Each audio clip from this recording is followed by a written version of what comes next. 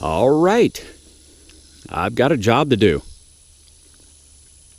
And that job today consists of, I've got to take out that tree right there.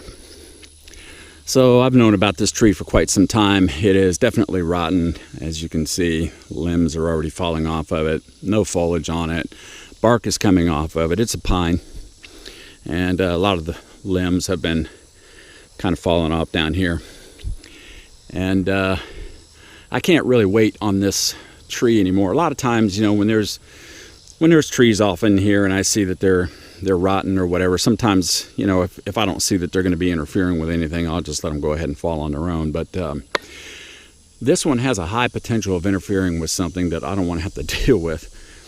And the main thing is that this tree, you can see it has a very definite lean over in that direction down here at the base. And then as it starts to grow, you can kind of see it straightens up. But if this tree were to fall on its own, it's definitely going to go in that direction, which is not good, because right here is where my pasture is, and this is our electric fence that's running right through here.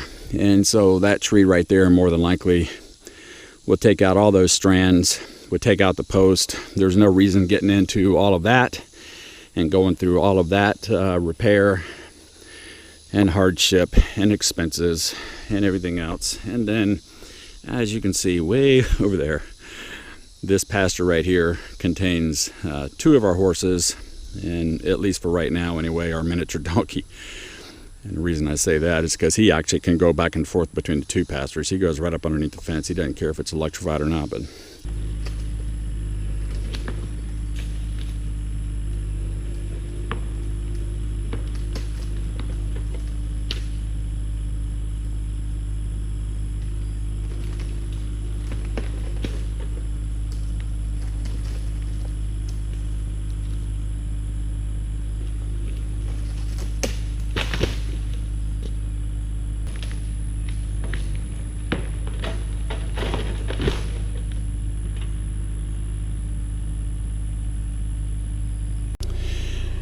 yeah, I knew that thing was pretty rotten, and I was hoping I could just push it over, and sure enough, it came willingly.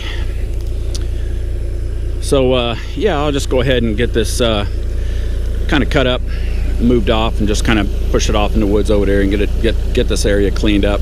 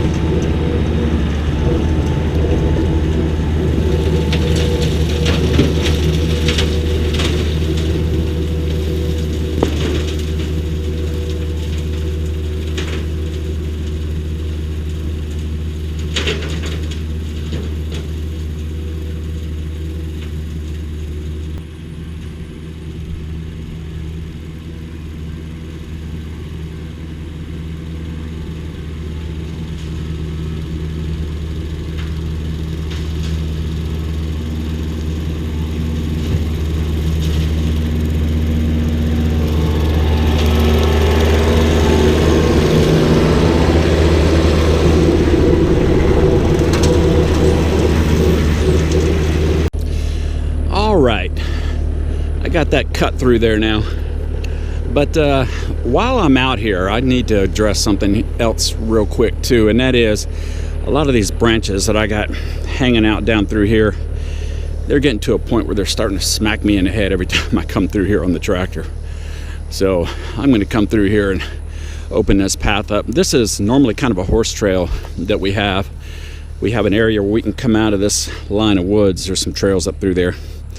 Come out on this path just for a moment, and then it'll cut back in and head down another trail that's down through this wood line that goes all the way back to the other end of the property. So I try to keep this up. And this is also the main area that we use to go back and forth from our neighbor's house when we need to, instead of having to go all the way around or all the way around the back. So I need to clean this up a little bit. So a lot of this stuff that's hanging over in here, I am gonna go ahead in here and start chopping it up. And I've got just a piece of equipment to help me do that. So I went back and swapped out the bucket that I had on there, and I've just put the brush cutter on. And so let's get the MTL XCT brush cutter back into action to come in here and start wiping out a bunch of this overhang that I have in here. Let's get after it.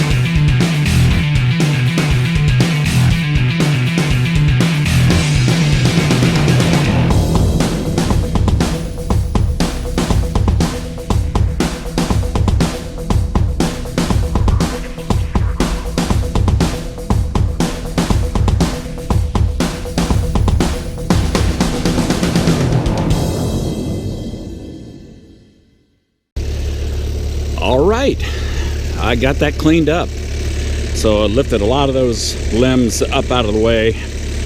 So until it starts to grow back over again, that'll last me for a little while, maybe, hopefully a couple years. But anyway, obviously I have my fence right here.